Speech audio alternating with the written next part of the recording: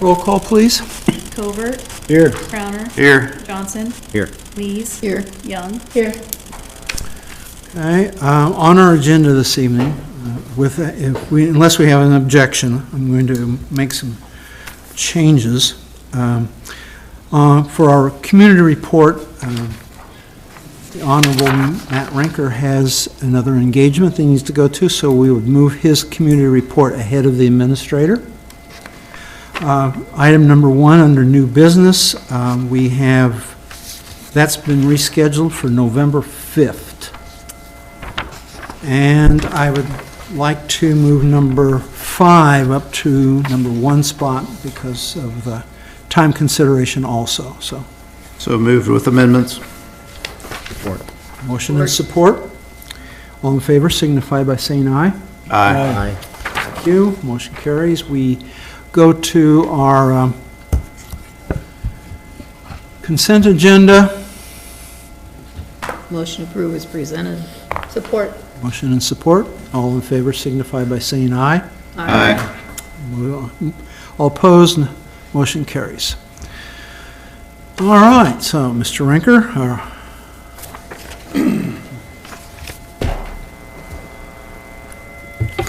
Good evening. Appreciate you willing to let me move up a little bit earlier in the meeting. I have a 6:30, so I apologize for trying to get everything squeezed in, but my hope was to be able to give council an opportunity to ask a couple questions if we could. So I'll do my best not to take the amount of time I took the other day with the Burlington City Council. I got a little long-winded, but if you have questions throughout this process, or if there's things that you want to discuss that I hit on, don't hesitate to stop me. So again, my name is Matt Rinker. I am the Iowa House Representative for District 99, which includes cities of Burlington, West Burlington, Danville, down into Weaver, and all the places in between. The 2025, so one of the things that I like to do is come and talk to local elected boards and committees, nonprofit groups, just to really have a good dialogue about the things that took place during the last legislative agenda. I was here last year, I was here the year before, and I'll be here next year and hopefully for many years into the future. Last year, the legislative session started on January 13th. We went sine and die, which is the term that we use for ending, on May 15th. So we went a little bit past our allotted time. This year, my committee appointments were labor and workforce, which was new to me, public safety, which I had served on in years past, veterans affairs, which was another committee that I'd served on in the past. And then prior to the session, I met with Speaker Grassley and asked for an opportunity to serve on the HHS Appropriations Subcommittee. The reason for that was because mental health is something that has been important to me. It's something that I've campaigned on. It's something I've gotten a lot of feedback on from constituents in the district.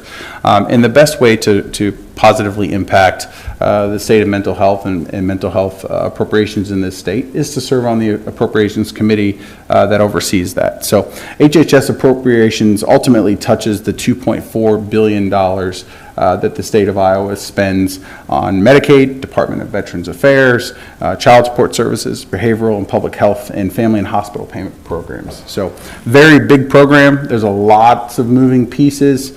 It's something I'm still learning a lot about, but I'm excited that the speaker is willing to give me that assignment, and I look forward to serving on that in the future. I'm going to talk a little bit about the bills that I filed, worked on personally. I'm going to talk about some of the things that the legislature as a whole did, and then I'm going to talk a little bit about what I kind of think is on the landscape for the upcoming session. So last year, I filed a number of bills. The first was House File 52. As many of you probably remember, last year we had a gentleman in the community assault a referee. House File 52 enhanced the penalties for people who assault referees. It's something that's actually been discussed a number of times in the legislative body. Senator Jeff Reichman ran the same bill in the Senate that I did in the House. Made great progress. We were able to get it out of committee. We were able to get it to full committee to get good dialogue out of it. We've got some things we got to clean up in the next legislative session, but we'll hope to make good progress on that in the future. Why is that important? Well, at the end of the day, we're talking about fitness, we're talking about healthy young people, and one of the requirements to being able to have sports in schools is you have to have referees that are willing to volunteer their time and serve to officiate those events. There's been a significant decline in the number of people willing to do that. And one of the reasons that we get is because of the volatility and a lot of the things that happen with parents or on the sidelines when they make a call that somebody doesn't agree with. And unfortunately, sometimes those things become physical, as they did here just last year, where a referee was severely assaulted at, I think it was Edward Stone Middle School in the middle school basketball game. So again, looking to use that as a tool to give law enforcement an opportunity to put some teeth behind the events like that take place. House File 55 was an increased penalties for felons who carry firearms. This is something that I actually ran on both times that I've run for the Iowa House. It's something that I got from my local police chief when I was serving on the Burlington City Council. And ultimately, if you can remember back 2016, 2017, we had a lot of violent crime going on here in southeast Iowa. Not just Burlington, but throughout the corridor. And that violent crime typically involved a firearm, and in most circumstances involved someone who was a felon being in possession of a firearm. I can remember a circumstance where a couple people decided they were going to shoot it out over on Central Street in broad daylight using semi-automatic weapons. Just a terrible situation. And the feedback that I got from law enforcement at that time was these are the same people we're constantly dealing with. We arrest them, they plead or they're convicted of their crime, they're put into the Department of Corrections, and then on good time they're typically out in a year, maybe two, and then they have a firearm again, and they're continuously putting not only the public but law enforcement their safety at risk. So what I proposed was having an increased penalty each step of the way that you're convicted of being in possession of a firearm. In certain circumstances, we had people who had been convicted 3, 4, 5 times, and they were consistently being churned by the system. This bill basically said that if you're convicted of being a felon in possession of a firearm, you're going to serve a minimum of 2 years in prison for the first offense, 4 years for the second offense, 7 years for the third offense, and 10 years for a fourth offense. It's a great enhancement to the penalties on that. It's something that the Iowa Sheriff's Association was heavily in favor of. Our law enforcement actually commented when we passed the legislation, said it'll be one of the biggest pieces of legislation that the state has passed in years to promote public safety. So I was really proud of that. That's something that took me 3 years to get across the finish line, and I was ecstatic when the governor signed it here earlier this year, and that is now current law here in the state of Iowa. And I think the effects of that is the people who are constantly doing what it is that they're not supposed to do, they're going to spend more time in prison. So I think that's probably the best place for them. House File 292. So what this did is it allowed veterans who don't necessarily meet the federal definition of a veteran. Believe it or not, there are varying degrees of veterans. Under the code section, if you don't serve a number of days, the minimum number of days in active duty, even if you went through boot camp and took the same oath as every other veteran in this country, you're not allowed to receive certain benefits. In the state of Iowa, one of those benefits is just getting a veteran's license plate. I had an older gentleman come to me. He signed up. He did 4 years. He took the oath. He went through boot camp. But he just wanted a license plate. He didn't want anything else. Didn't want an ID card. Didn't want VA services. He just wanted to be able to get a license plate. So this is something that I took up there. Senator Jeff Reichman and I worked on getting this done on both sides. We got it out of the House, so I was proud of that. It went to the Senate, and it didn't make the funnel over there. Good news is it's out of the House. So this year, we'll be able to pick it up in the Senate and carry that forward, and hopefully we'll be able to get folks who served honorably in the armed forces, regardless of the number of active duty days, at least the opportunity to get a license plate. Another bill was House File 692. So this again pertains to veterans. So historically in this state, we have a lot of nonprofits that like to take veterans out for outdoor recreation activities like hunting. Well, the way the laws are set up in this state is if you get a deer tag, for example, that may only be good for a few days. Unfortunately, a lot of veterans have underlying health conditions that prevent them from hunting in extreme weather periods. So if you get a deer 1 gun tag, well, it's only good for a few days. If it happens to be 20 degrees and you're a diabetic, disabled veteran with neuropathy, you can't go out and hunt. Well, the following week, it might be 60 degrees. That's a great opportunity for you to go. Unfortunately, your tag's not good anymore, and you're not eligible to buy another one because under the law, you were only allowed to buy one tag a year. So what this bill did is it basically said that if you're a disabled veteran, you can get a tag, and you can use it in any gun season throughout the entire hunting season. You still have to use the same method of take allowed under the law, but it gives them a lot greater flexibility to be able to go out and take part in some of those outdoor activities. House File 2505, I talked to you about that last year. That was a really big Veterans Omnibus benefits package. I'm excited to say the last year we got that out of committee in the House. It's currently being reviewed in the Appropriations Committee, and I look forward to seeing pieces, if not that entire piece of legislation, moving forward in the state of Iowa. It was the largest veterans benefits package this state has ever voted on, so very proud of that. Had a lot of things, education benefits, property tax benefits, assistance programs, prioritization within the judicial system, prioritization with mental health programs, again, to support our state's veterans. House File 466 was something that came from the Burlington Public Library. So it was something new to me. I didn't realize that this was an issue, but ultimately, as we've seen a shift from in-person content, in-person books, a lot of people like to start get their media from online-based programs. Well, in the last 5 to 10 years, the number of fees and the cost of that online electronic media has increased substantially. In some circumstances, I found as much as 600%. And they've placed big limitations on the number of checkouts or the number of times that an item can be checked out entirely, and then you have to go on and you have to purchase it again, like you never purchased it before. So a lot of states have put legislation on the books that really reins in some of those expenses. Ultimately, we have to remember these are property tax dollars. These are property tax dollars that are being allocated by city councils to public libraries that are being used for these fees. And in a lot of circumstances, I feel like the online media content wholesalers are really taking advantage of that shift. So this was a piece of legislation that kind of brings some reins to that. That did not get out of the funnel. It's something I'm committed to working on. It's actually one of my big things I want to try and make some progress on this year in the upcoming session. And then last year I was here and I told you about a complicated education funding formula reform bill that was vitally important to the city of West Burlington. It was something that allowed schools with a large amount of open enrollment population an opportunity to go to the school budget review committee and request additional spending authority of the dollars that they have on hand. We got that legislation after my predecessor and other people who have represented this district have worked on it for the last 12 to 15 years. I was happy to get that done last year. Huge lift. Took a lot of work. Excited to get that done. It was a big thing for the city of West, or for not only the city of West Burlington, but West Burlington School District.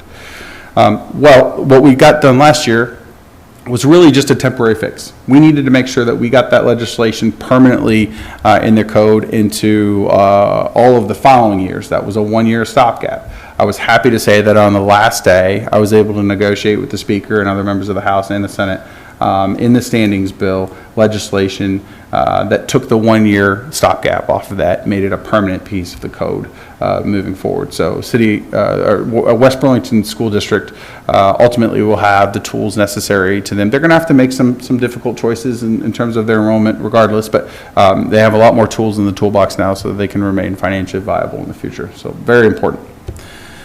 2026 legislative bills that I'm going to work on. So I think property tax is going to be a really big part of this. I served on local government. I was a Burlington City Councilman, as I already said. I understand property taxes very well, and I understand the relationship between providing city services, taking care of your long-term liabilities, but then also making sure that we have downward pressure on property tax rates. Because again, property taxes, they have an impact on the people who pay them. The assessor and the treasurer are seeing that right now. Property tax bills are going out, and people aren't happy. Now, local councils aren't the only ones getting that feedback, so are state legislators. So I think that that's going to be something that we're going to see a lot of work on in this next session. I was proud of the legislature last year. We had a number of iterations of a property tax bill that ultimately, every time we kept bringing something forward and vetting it and working with local governments and working with everybody involved in the process. We just weren't able to come up with something that we felt like was ready to go. And the legislature pumped the brakes on that, said, all right, listen, we're going to go back to the drawing board. We're going to try and take a more holistic approach, get more people to the table, and give us a little bit more time to try and address some of these concerns.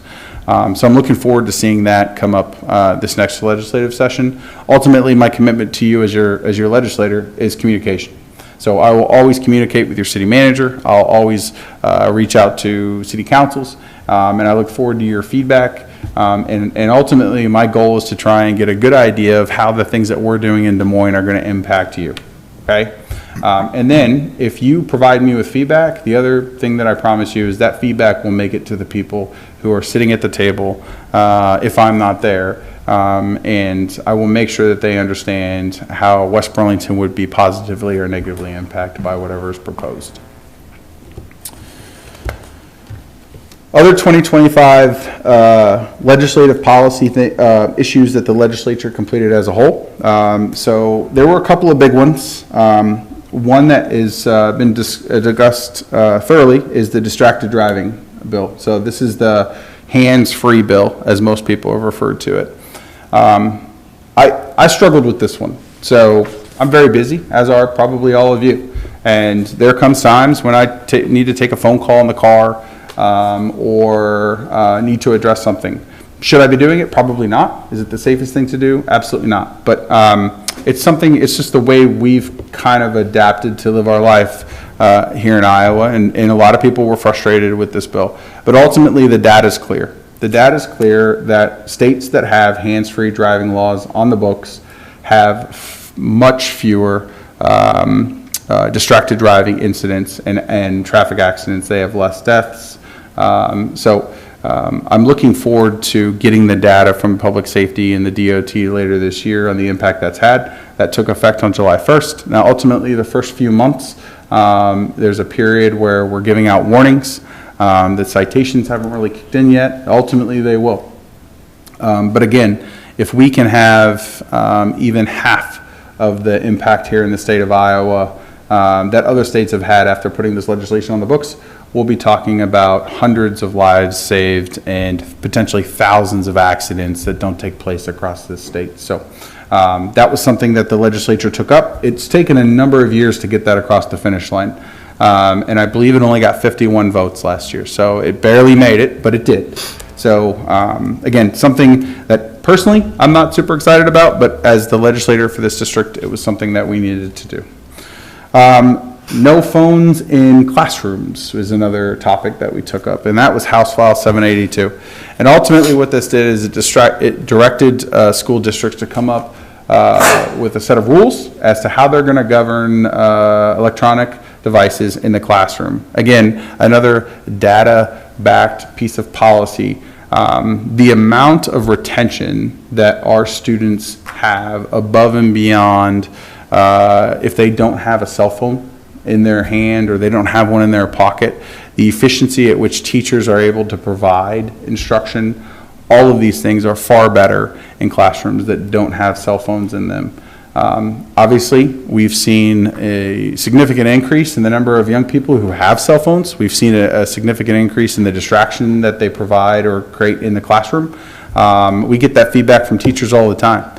And we feel like this piece of legislation gives more teeth to school boards, and they were asking for something, the authority to do something. So what we did is we basically codified it so that they have the ability to come up with these programs to be able to create a safer and more friendly learning environment.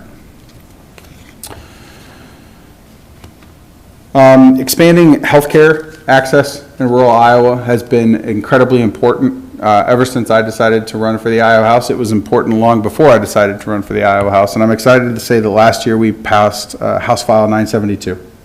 What the bill did, well, it did a number of things, but one thing it did is it put $115 million new dollars into residency programs for rural healthcare facilities across the state.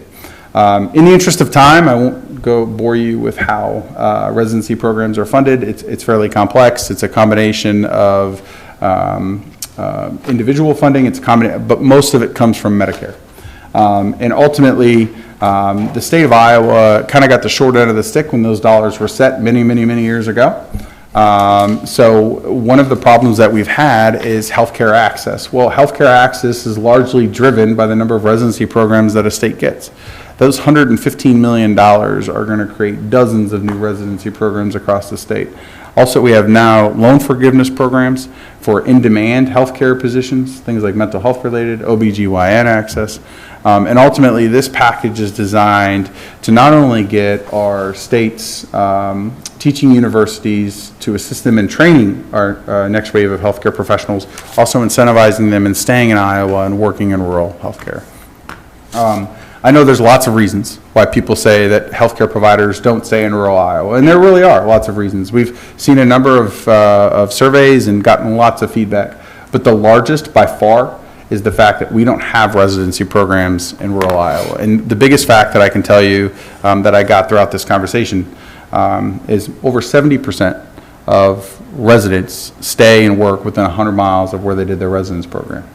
If we don't have them, they're not going to stay in rural Iowa, so now we have to entice them, and this type of package is going to do that. So, I think it's also important to recognize that your legislators aren't just working on legislation. We're not just working on policy.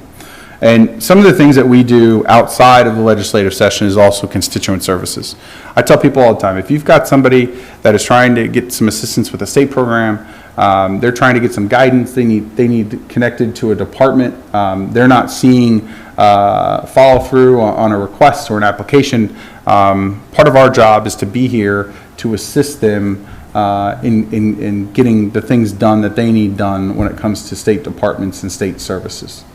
I spend a lot of my time conversating with constituents, helping them get connected to the right department, and helping them get the things needed completed that they need done in a more timely manner. The number of calls that I get where they've submitted an application and they've been waiting 2 months for something. I'm not going to say that it doesn't take 2 months. It's not my job to dictate or meddle in how they do things in Des Moines, but my job is to make sure that we get a resolution to their request as soon as possible. We have great caucus staff in Des Moines to help us do that, and so far we've got a really good batting average when it comes to getting a solid and quick resolution to a lot of those issues. So if you ever have somebody who needs assistance, that's one of the roles that we have. I have. Something else is help identifying and coming up with solutions to problems here in our community. As all of you are probably well aware, we're replacing the bridge deck on Highway 34 on the Roosevelt corridor. Now that's in the city of Burlington, but I'm sure all of you have driven it in the last 3 or 4 months and noticed that it's under construction. Well, one of the things that was frustrating for me as the legislator is that the DOT is going to come in and do work on a bridge deck that doesn't have a pedestrian crossing. So as soon as the bridge deck was brought up for construction, I reached out to DOT and we engaged in a pretty lengthy but very in-depth conversation about what it would take to get a bridge deck or get a pedestrian crossing added to the bridge deck while we're here doing the work. Ultimately, the conclusion that we came from is that the timing, the engineering, and the current project wasn't set up for a pedestrian crossing to be added.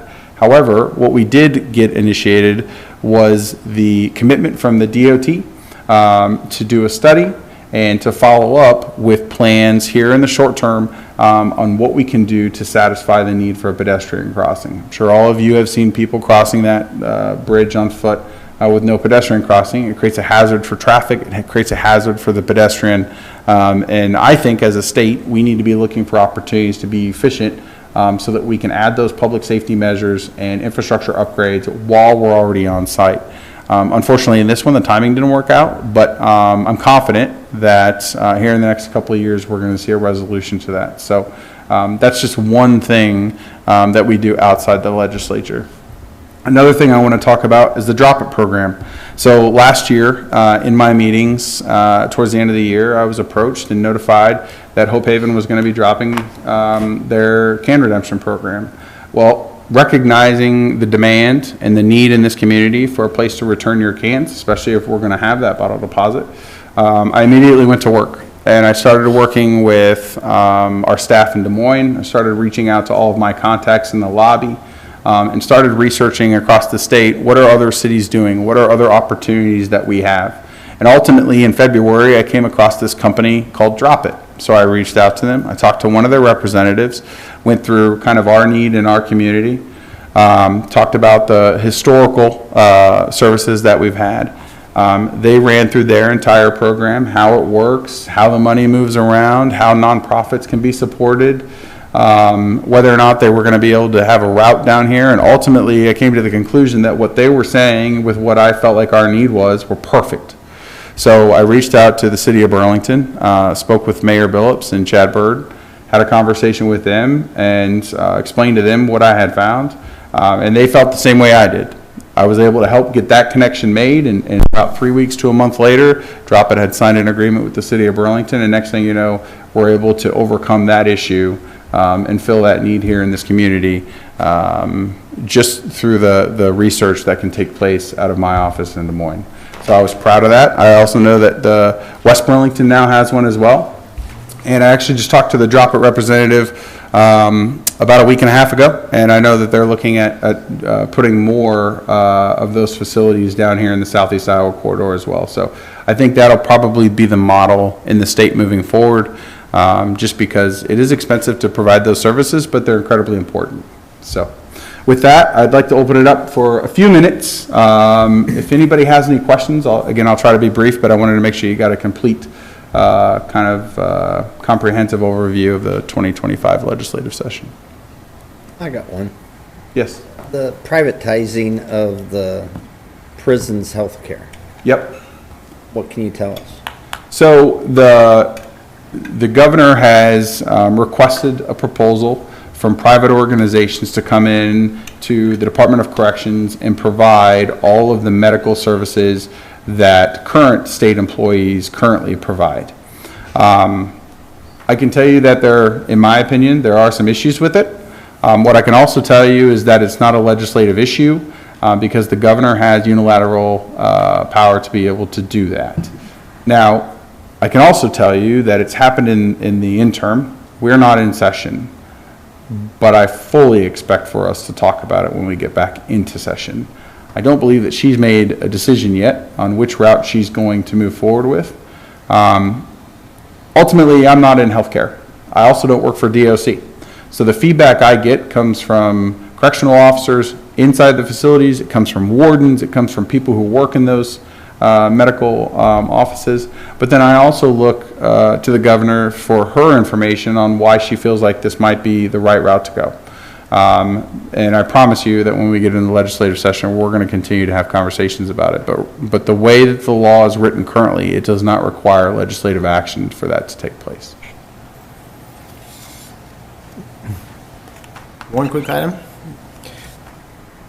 Tax increment financing, but specifically LMI. IFA and IDA are in support of standardizing the LMI percentage from 20 to 30%, somewhere around there, and or increasing the usage or what LMI can be used for, housing specifically. So I just would encourage you to consider that during the legislative session. I'm sure we'll be in touch, but Debbie Durham said she was strongly in support of that as well. So I'd encourage you to support that. That's something actually that came up. I can remember my first debate running for this, and I proposed that at that time. Yep. So if we can take those LMI dollars, which are set aside for those projects, and use those to increase the volume of workforce housing in this state, that's a great win. Yep. So, any other questions?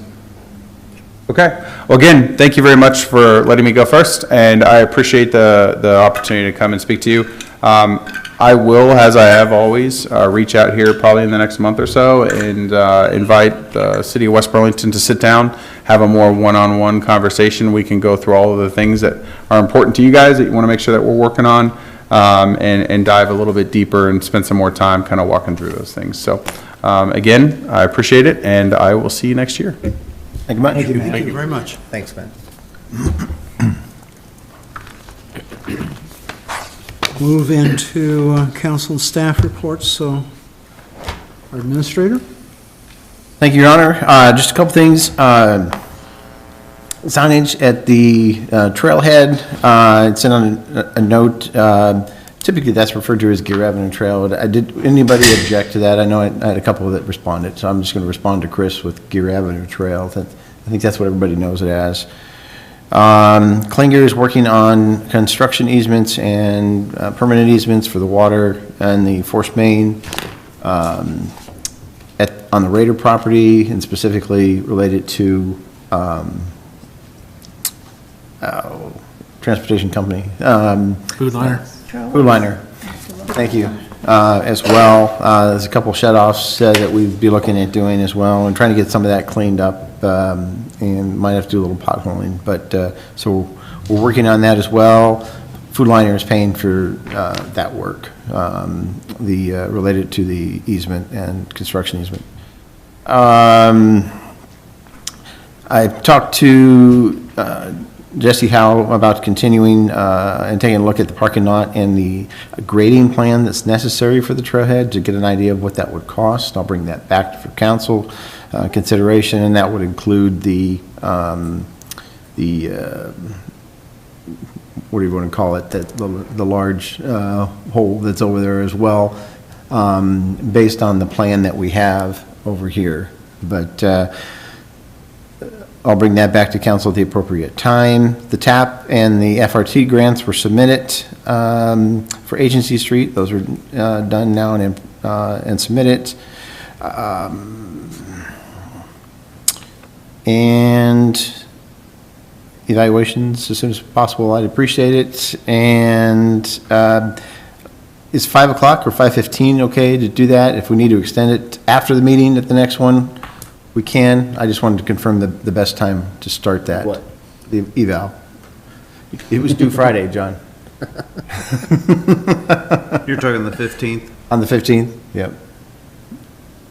By 15. It can be extended to the meeting after the meeting too, if you need more time, but. I could do 5 or 5:15, whatever. Any objections to that? Okay. Very good. Thank you. How long does it take to, like on a grant for agency, for the response on stuff like that? Depends on the grant. They have a due date. I don't recall FRT off the top of my head, but it's typically, I'll say 3 months. Off the top of my head, I don't know. Stormwater, does that sound right? But stormwater grants are a little bit more complicated. They involve FEMA or IDNR, but typically maybe 3 months. Thank you, Greg. September, October, sometime, I think was for the SRT, for example. Greg, did you find out anything going forward on the piping in the ditch at the trail? I talked to Chase today. He's gonna take a look at it for us. So see if we can't get at least get that piece in there, and then begin working on the grading, et cetera. But I'll bring those numbers back to council. But Chase is going to take a look at it. They're focused on the 4 water hydrants right now. They've run into a couple of problems that they'll be working on over the next week or so. But yes, we will look at the numbers to get I that pipe in. appreciate that. Thank Yep. you. The stop sign at the train tracks. Stop sign, Kelly's pulling back up the information that we talked about that today, that she had found related to the railroad, and I'll take a look at that and let you know what I find. Yeah, up on, it's the only track that doesn't have something on it, you know. It needs, No objection, just need to follow the process. Chase? thank you. We've just been working on the fire hydrants on Van Wees. We were gonna replace them all today, and ran into a problem with some water valves not working. So we have to kill the water to the school. So next week we're gonna work after hours when they're out of school and do them all at once. Probably Tuesday or Wednesday next week. I did a walkthrough with Snyder to get Longmeadow water main, starting to get it designed, and then I also walked through with them on Mount Pleasant Street for next year. So they're hopefully going to come back with something at the end of the week, they said, or next week for those 2. That's all I got. Thank you. Couple things. From last meeting, we got a meeting scheduled with the hospital. Myself and Sergeant Melson is going to go out and meet with Dr. McCoy and Mr. Hutchinson and a couple others of their team next week. So I'll report back with what we find out there. Applications close this Friday for the police department, and next week is fire prevention for the fire department at the school. So you'll see trucks. We'll do fire alarm tests and evacuation and all that for that. So. Okay, thank you. Chief, can you get us a breakdown on the time we spend at the hospital? I can provide you, we're working on that already of the calls. I can't really tell you how long we spend there without putting a lot of time into it, but we're gonna do the 2024 and 2025 of the calls and break them down. We've had it once, but we're gonna break it down a little bit further than what we found before, so between each campus. Walmart was our number one for police responses, and then Awesome. hospital was number 2. Walmart were significantly the highest by far, but hospital was number 2. And your On that- discussion- oh, go ahead. I'll say on that, Greg, with Walmart, I know you talked to them a month or so ago about helping on security. Has there been any follow-up to that? I'm still in touch with them. We're talking about a couple issues. We've got the bollards were installed. He had a question about a stop sign as you come in off of Broadway. With the best solution, they have some accidents there as well, and people running into signage. Looking at possible 4-way there, which I guess was there a number of years ago, and bringing that back. And they're connecting me up with the grant folks because I've had trouble getting into that system as well. And he's following up with their upper echelon on supporting West Burlington too. So we'll continue to stay in touch. So. Okay, cool. Sorry, Ringo, you were going to say something? I was just going to ask, when you have your meeting next week with administrators, is it going to be more on discussion, not just responding, but what are your expectations of them assisting and Yes. including their security? Yeah. I talked with Permar today. They came up from their headquarters down in Quincy, and we spoke about the hospital with them, and came up with some plans with them, and then we're going to pass that on next week. Thank you, Councilman Crowner, for initiating that conversation last week. It was much appreciated. I'm glad to hear you're jumping on it. I appreciate it. Kelly, anything from you? Okay. Angie, anything? Nope, all right. Go to the council. Melanie, you want to go first? Couple things. One, on October 18th, we have the Alzheimer's Walk in West Burlington, starting from the mall. If anybody wants a sign to put in their yard promoting it, I've got some. But anyway, that's coming up. Thank you. All right, super. Thanks. I'll take one. Second thing, Greg, great article on the planting for the future again, that you sent out to us yesterday, and like maybe, can we get that, is it on the Facebook page already, city Facebook page? Yes. If not, time to do it again. Nice article, well written, thank you. Thank you. It makes the city look good. Yesterday I attended or Monday, I think, the Roosevelt Corridor Input Meeting down at River Park Place.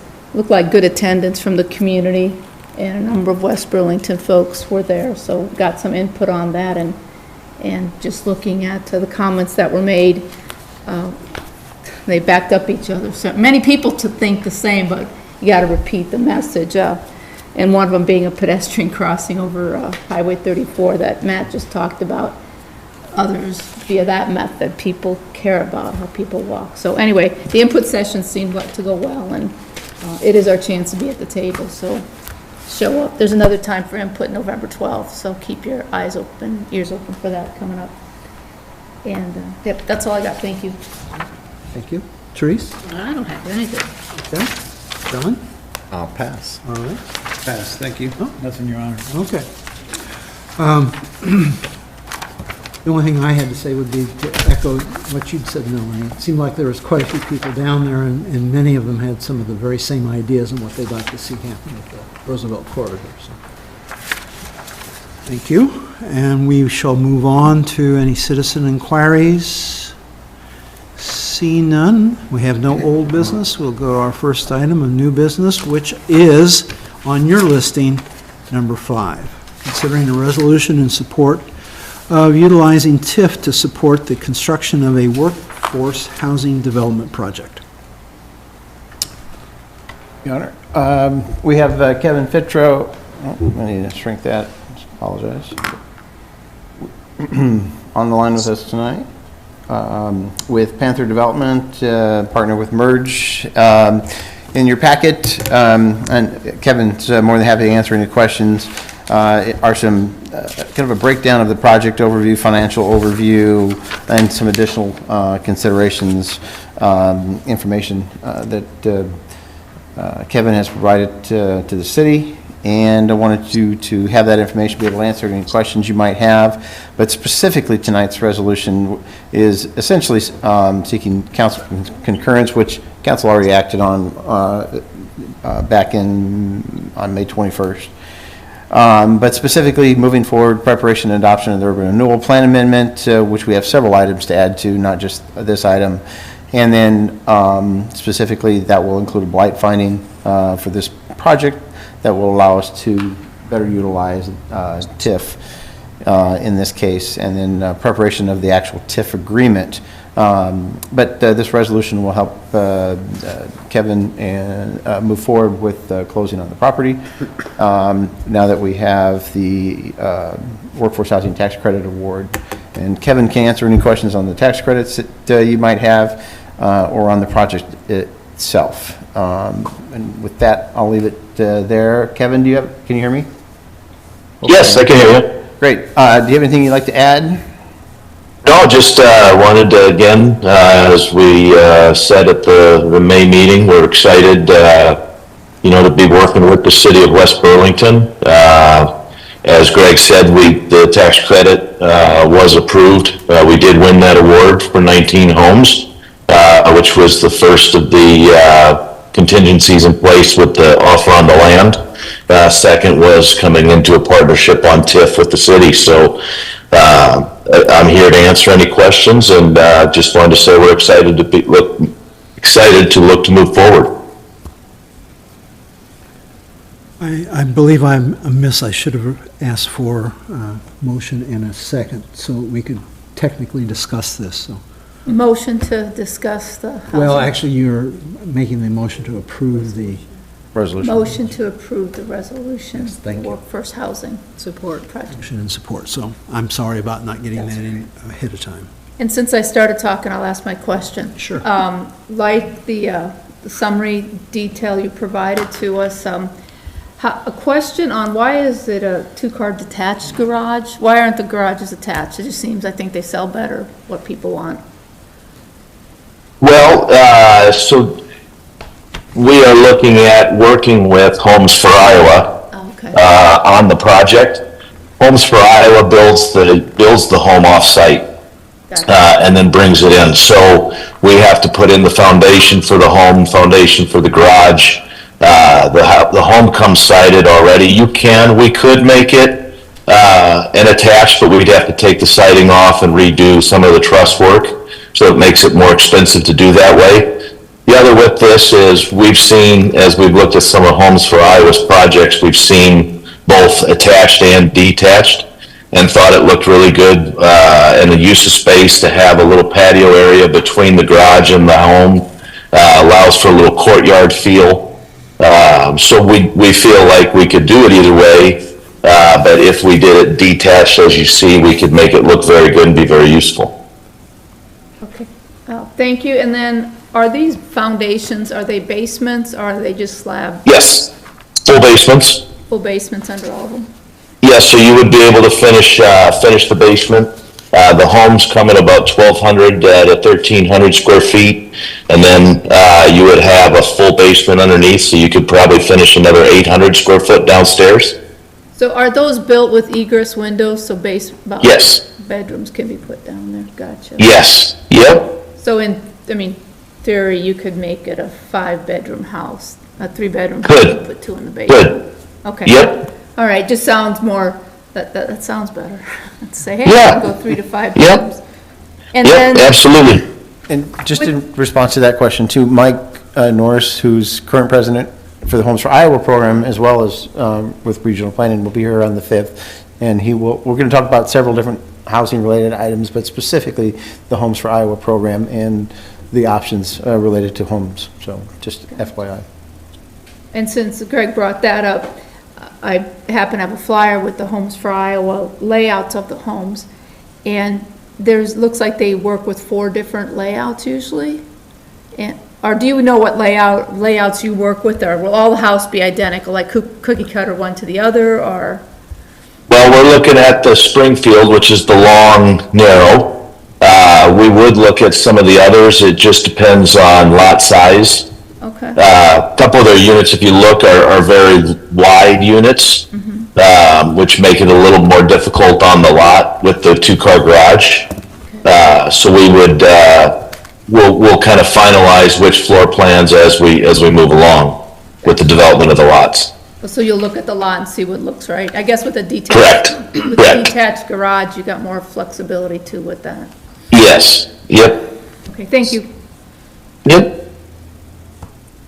Anyone else? If I could just make a couple comments. We went through the huge comp plan process, and we all pointed to this lot as a place we'd love to see be residential in the future.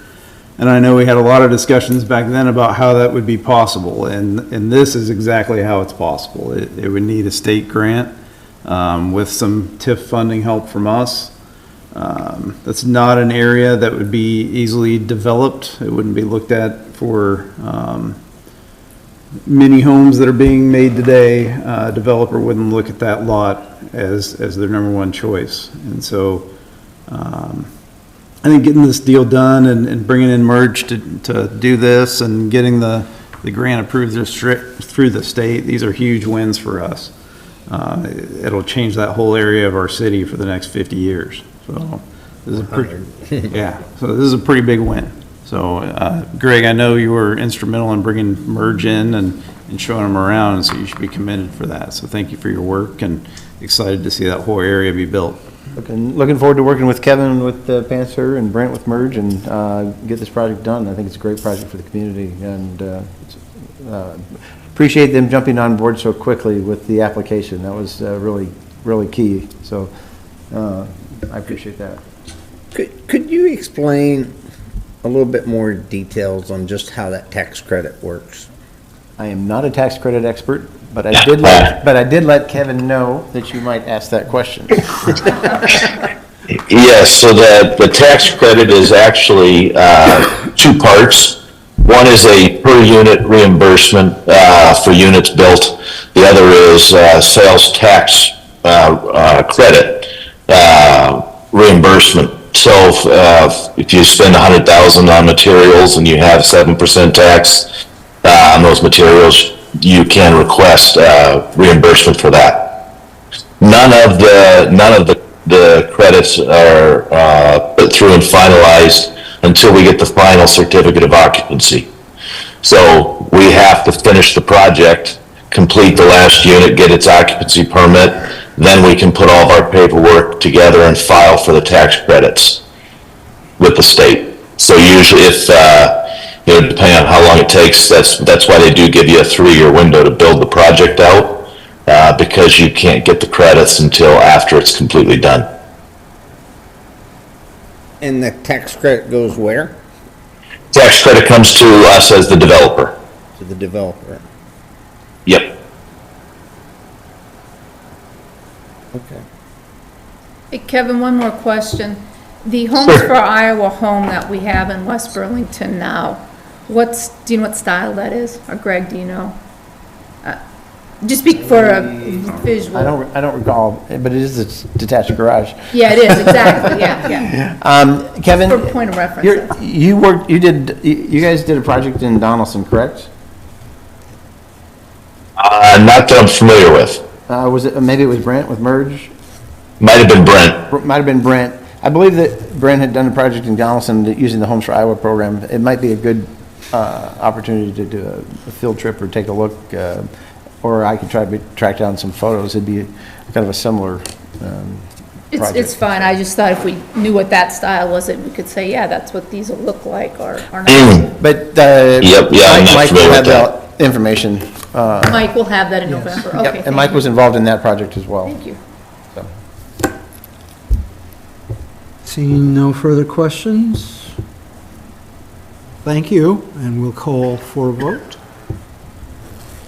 Crowner, Aye. Johnson, Aye. Lees, Aye. Young, Aye. Over. Aye. Motion carries. Thank you for participating, Kevin, and for the project itself. Look forward to it. Oh, no, thank you, and Greg, thank you for all your support and work on it. Thank you much.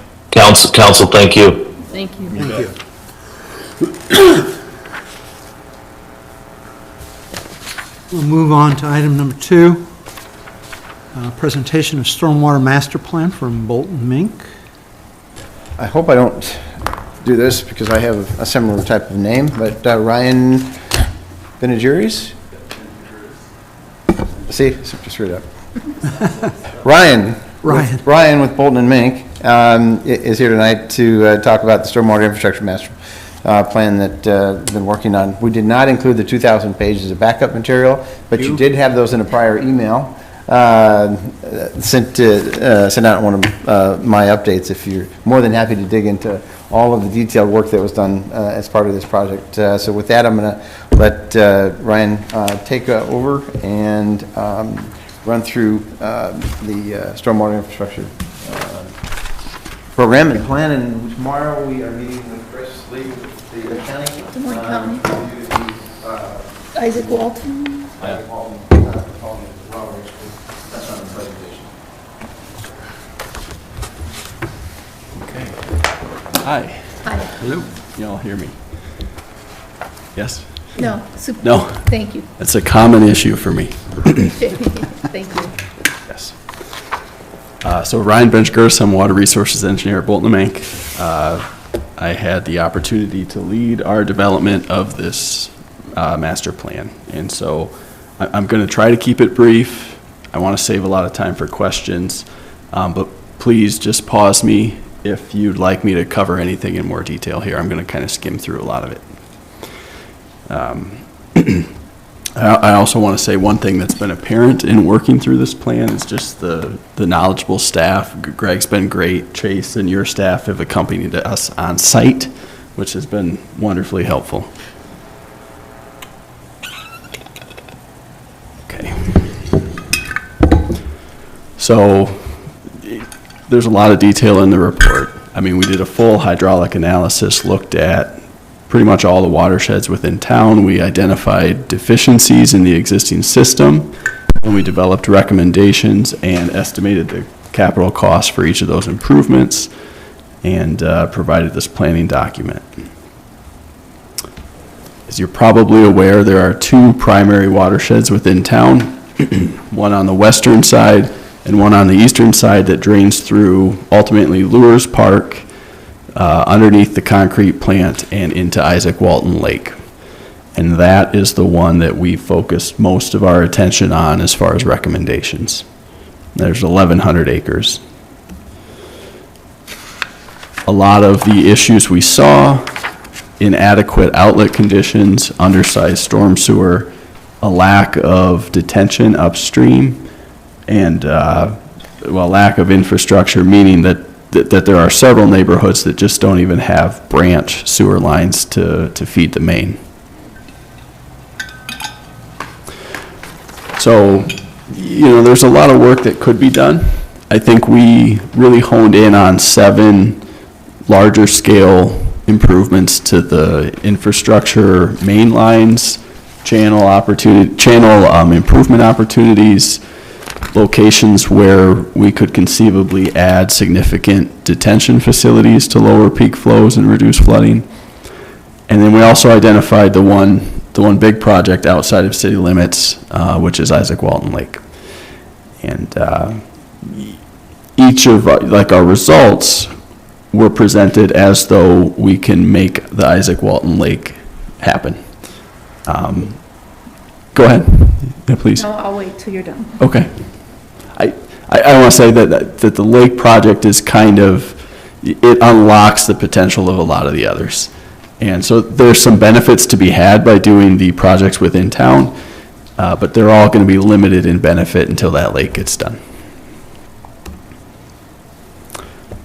So I kind of already talked about this. Our goal here is to lower the lake level about 3 to 5 feet.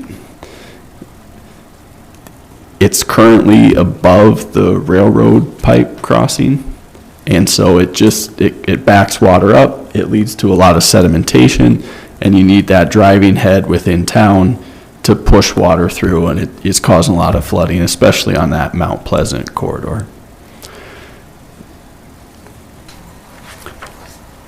It's worth noting that it's not just the lake restoration, but the culvert under the railroad is also in disrepair, extremely sedimented, and I'd love to look at opportunities to address that, but I know that's complex with the railroad.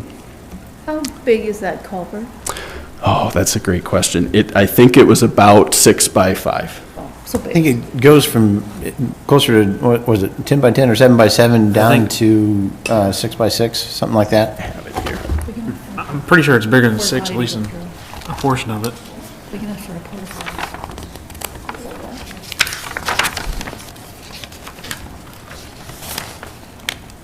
I'm just trying to visualize what we're talking about.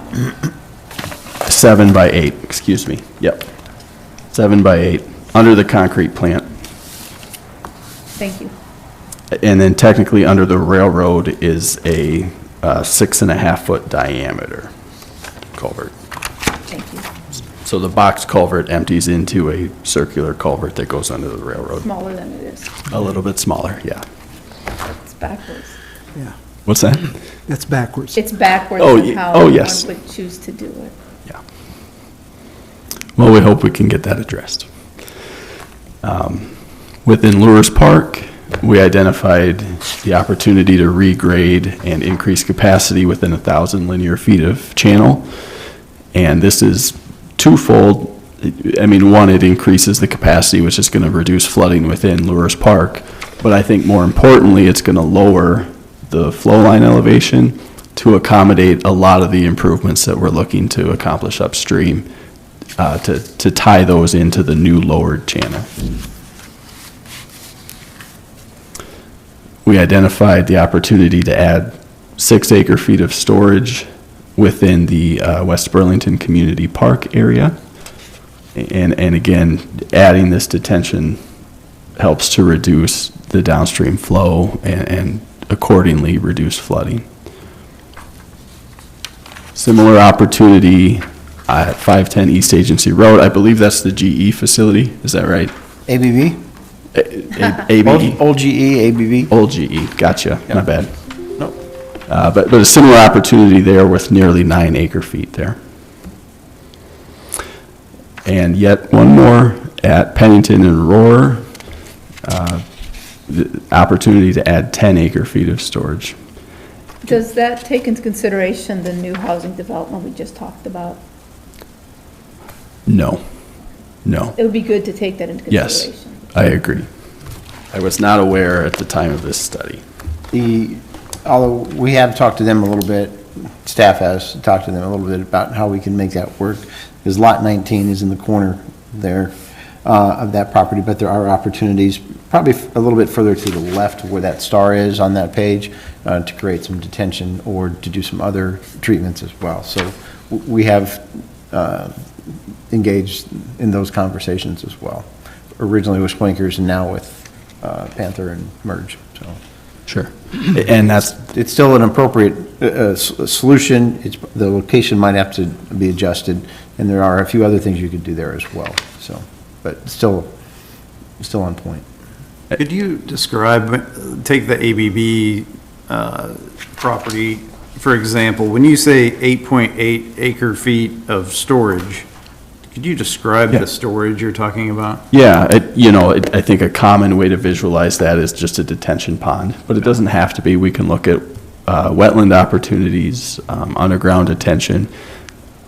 But you think detention pond, and when we say 8.8 acre feet, that's our volume, which to visualize would be 8.8 acres, 1 foot depth, or 1 acre, 8.8 feet of depth. So that volume of water is what we're determining is needed to have these benefits to reduce flooding. Trees absorb a huge amount of water in this location. Obviously on private property, but the folks that we've talked to have been willing to work with us. That culvert's also broken in the back there as well, before you go underneath the highway. So that concrete culvert, but that's an ideal location for some type of improvement.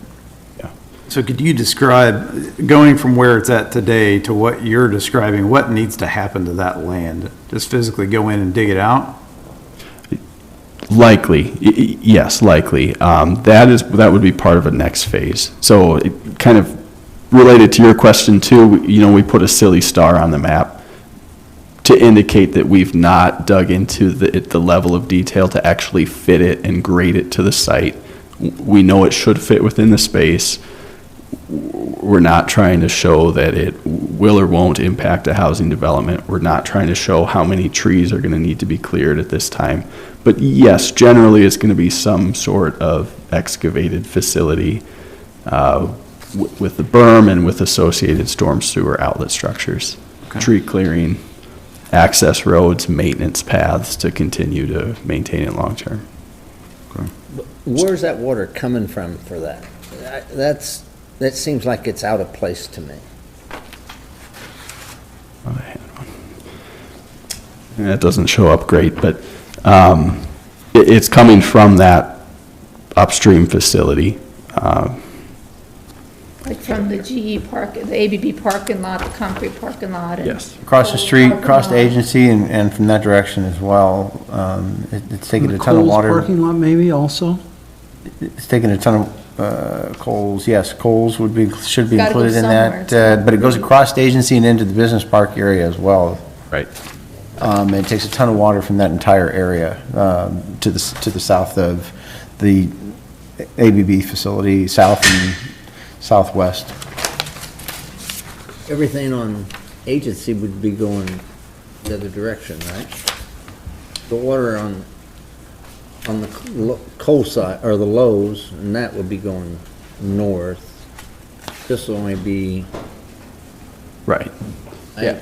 So we had agency as the watershed boundary. So south of agency is going south. And so this facility here is taking water from this area.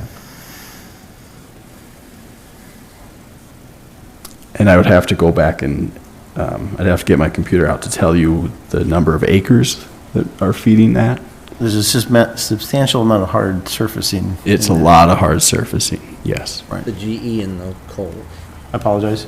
Basically the old GE place, and And Bit on the Coles other and side. that whole area in there, there's a substantial amount of hard surfacing. That's right, yeah.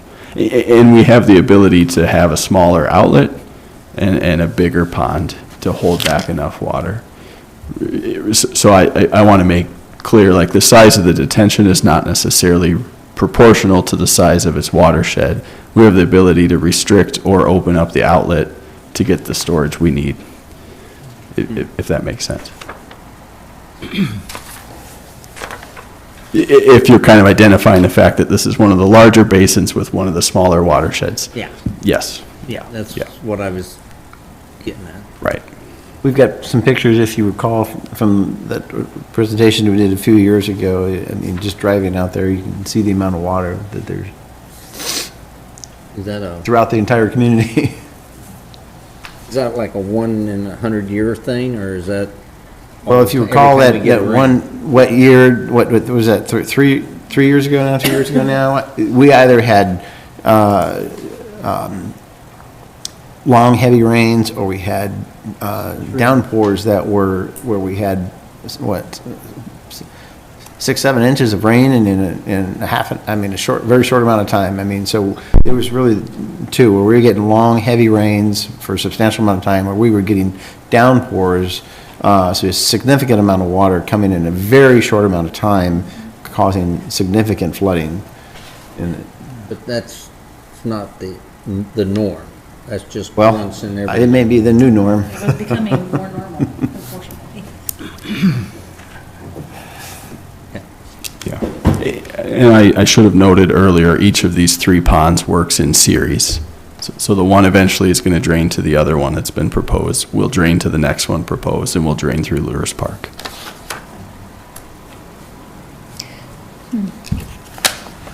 So the projects are listed in kind of, do the 0, 1 first, and the 1, then the 2, then, so that you're feeding. Yes, that's right. Okay, That's all right, right. thank you. And that's not to say you couldn't address them out of order, but that was kind of a logical way to stage it. Thank you.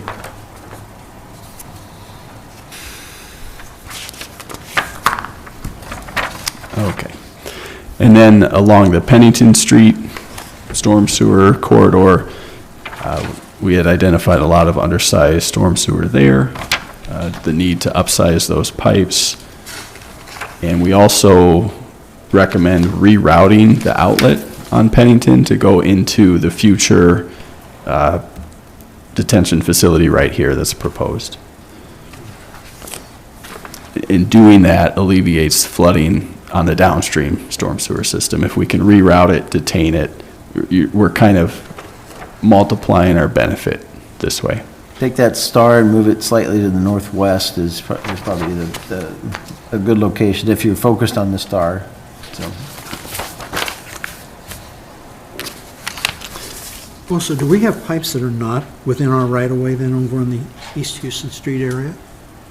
We did not look at that level of detail. Okay, We didn't map it okay. within right of way or not, unless Chase or Greg I'd know. have to look at it. Yeah. Okay.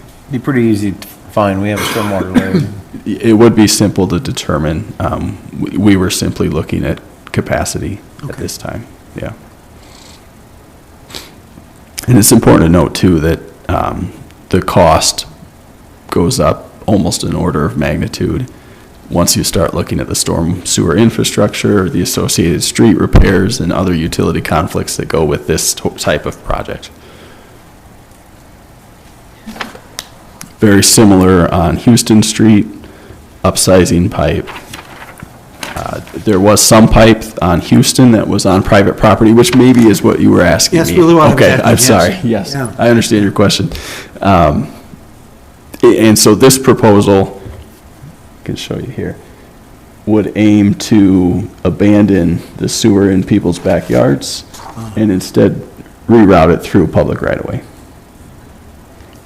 And then similarly, this Houston's system would tie into that, that detention facility, Project 4.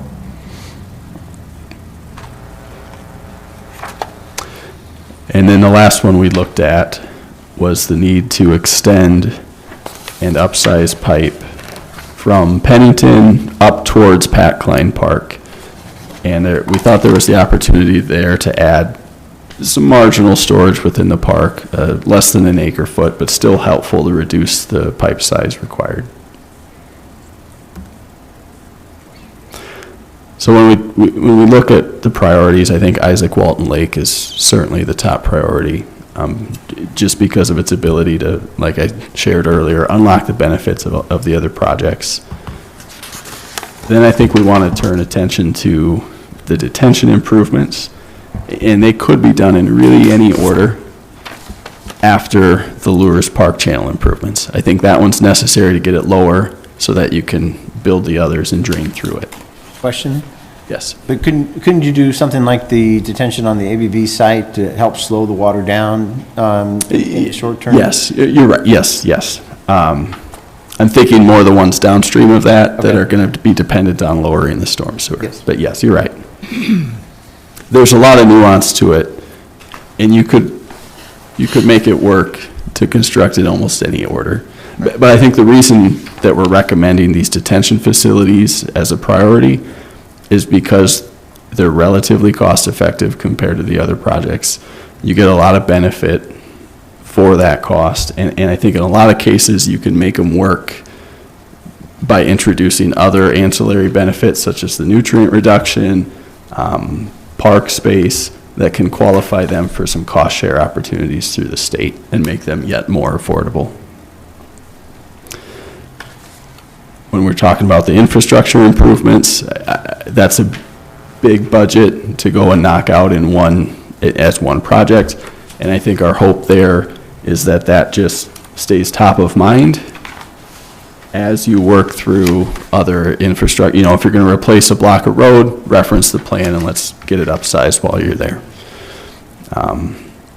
There might be the opportunity to apply for the FEMA Hazard Mitigation Grant Program funds that could cover some of that, but those programs are very competitive. And but we have applied, well, we applied for the previous program that was, that we were essentially awarded and canceled across the country. And then the DNR submitted our $160,000 application for hazard mitigation funds to take the next step with Isaac Walton Lake for design or engineering and preliminary design for that aspect of it, so that we could apply for those FEMA funds. And Ryan has a new, the gentleman I've been working with has left, and Ryan has a new contact. Oh, yeah. For me as well on the hazard mitigation funds, and we're going to follow up with that gentleman too at DNR, so. Yes, yeah, that just came up this morning. Yes. And so I will get you Jim's contact information. Yep. Oops. Really, we've talked a lot about this already, but as far as our action items from here, we've already taken steps to engage Chris Lee with Des Moines County Conservation and seek a collaborative project and some state funding to try to both dredge Isaac Walton Lake. I know just in casual conversations with Chris, he has a vision for the lake too, to make it more accessible and make it more of an amenity. And so we're going to try to work through that, make that a win-win project for everybody. Second action item would be to obtain that FEMA grant, run the cost-benefit analysis to qualify for the funding. Thirdly, like I kind of talked about with the detention projects, I certainly view those as more shovel-ready. I think you have better access to the land. They're more affordable in cost. Again, the state funding. So just try to advance any and all of those that you can, while then continuing to upgrade storm sewer within the Houston-Pennington corridors as the opportunity presents itself. So I will stop there and then happy to address any further questions. We'll be meeting with Chris Lee, or a phone call, I think it is tomorrow, or is it meeting, either one. But I assume we'll probably need to do a presentation with the County Conversation Board next as well, just FYI. Okay. Yeah, that'd be great. And it can be in person. And the county. I think it's a call tomorrow morning, right? We can talk about it later. We talk about it, yeah. I'll still be here, so. Okay. But any other questions? So, the agency and Broadway, I think that's it, where the old air gas place was. That floods if you take a piss. I'm sorry, it just floods in any kind of a rain. Sure. Did we Harbor look at Freight that at all? Corner. Across the street. Yeah. It's been better. It's- I mean, They they got really fixed. have done quite a lot of work on that. That parking lot floods if it rains any amount of. After the 60-inch pipe was installed, I don't see it Yeah. as often. It used to, every I mean, I know minimal rain you really got bad. flood. I think it's better. It used to go in the building. Now it just covers half the parking lot. Right. It certainly has been improved since that 60-inch stormwater pipe was installed back in, Years ago. sometime after I left. We started the project when I was here, but that stormwater, the stormwater there, we used to have problems across the street too, where that metal grate used to be, going from Staples over to the car wash. There used to be that metal grate in there too. We used to have a significant flooding issue there. And now that goes from that, basically that corner over to the mobile home park and back and down, and follows the system back in there, so. But seriously, that parking lot floods with just any kind of a rain. I mean, maybe not, I don't think. but I mean, It's and very- it's a lot better than it used to be. Don't get me wrong there. There were some recent issues on the opposite side causing some of these issues, and that was the grading of that, the ditches, which would be on the southeast corner, which have been improved within the past year. They've done work there, they've done work further along Broadway as well, because those were backed up and not flowing properly, and that work has been done now, and things seem to be substantially improved since they made those improvements on the southeast corner of that intersection. Near the bakery. Bakery, yes. On both sides of the bakery, and then further down on Broadway as well. You've seen a lot of improvements there. These projects are dealing with substantial quantities of water. These are major issues here that we're talking about.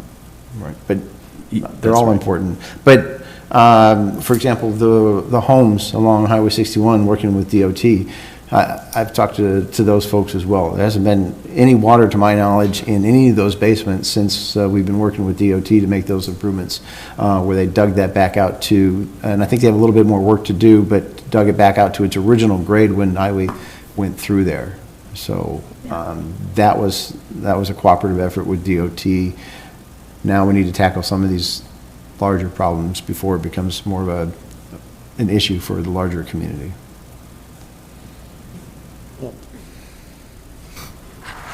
Yeah, and I mean, you mentioned earlier, it's been nice having a drought as far as flooding for the last couple of years. But it does just take that one time, and a lot of people are impacted from a major flood event. And so I think that's why there's continued urgency. Railroad hadn't been able to get into that culvert for 12 or 13 years. This was the first time during this study within this past year that they were able to even get in that culvert to take a look at it and inspect it. They hadn't been able to inspect it for 12 or 13 years. And, I'll mention there's some mechanisms that could be pursued to kind of force some action on the railroad culvert. There's drainage districts that exist. They're much more common in rural settings, but they could be applied to city settings, and they're actually landowner led and funded by landowners, but they have the historic legal authority to force drainage improvements on downstream property, including railroads. It's been done. I like the way this guy thinks. Let's do that. It's an undertaking, but it's an option. It's an approach, yeah. It's an approach, yeah. And that it's mentioned in the report. I'd be happy to get in more detail about it if it's something that is warranted. But I think we start with the lake. And the railroads there. I can always send it out again, but you do have a copy of that. That doesn't include the 2,000 pages of just data. Of data. Yeah. So what I'm hearing you say, though, is the data supports what people kind of thought anyway, anecdotally, at least. Yeah. As my listening to folks who, it makes sense. No surprises like, oh gosh, the water's coming from over here, or what do we need to fix? Mike Brissy told me what we need to fix is how we get the water from Lures over to Isaac Walton 4 years ago. Yeah. I think he was right, is what this tells. Yes, that's the first issue. That's the most glaring issue. There are other issues and opportunities, but that's the most glaring one, yeah. It's not going to fix everything, but it's a big start. Yeah. And, I'll mention too, just quickly, that we modeled this. We looked at, our measure of success in this case was taking and eliminating flooding during a 5-year and a 10-year storm throughout this area. So that was kind of the goal, that was the benchmark, is these improvements are seeking to eliminate ponded water at a lot of these trouble areas during that 5-year and 10-year event. Now, the 100-year event is still going to have some flood-related issues. It's almost impossible to eliminate flood risk, but it significantly reduces the flood risk and associated damages during that 100-year flood. So that was our benchmark. Ponded water and basements, but for the work that Public Works does during those storms, occasionally putting out 5 or 6 different pumps, those houses would be backing up with water. Right, yeah. Yeah, ponded water leads to water in basements because high groundwater and, yeah. Any other questions? Okay, If not, thank you. thank you. Appreciate it.